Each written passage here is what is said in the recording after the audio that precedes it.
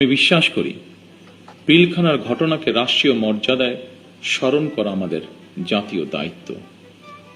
25 ও 26 ফেব্রুয়ারি ঘটনাকে ইতিহাসে রাষ্ট্রীয় মর্যাদা না দিলে ভবিষ্যৎ প্রজন্ম আমাদেরকে হয়তো ক্ষমা করবে না।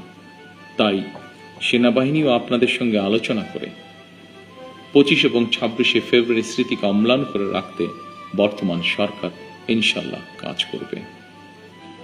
বাংলাদেশের স্বাধীনতা যুদ্ধে এবং স্বাধীনতা পরবর্তী দেশ গঠনে সেনাবাহিনীর রয়েছে উজ্জ্বল ইতিহাস। সেনাবাহিনী আমাদের সার্বভৌমত্বের প্রতীক। আমি মনে করি পিলখানার এই মর্মান্তিক ঘটনা ছিল আমাদের সার্বভৌমত্বকে নস্যাৎ করার একটি অপপ্রয়াস।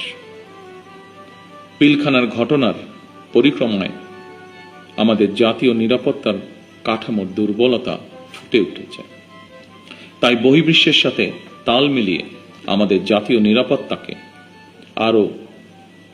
নিরাপত্তার কাঠামোকে আরো আধুনিক, সময় উপযোগী এবং শক্তিশালী করা প্রয়োজন অবশ্যই, এবং এ লক্ষ্যেই আমাদের সরকার কাজ করবে ইনশাআল্লাহ।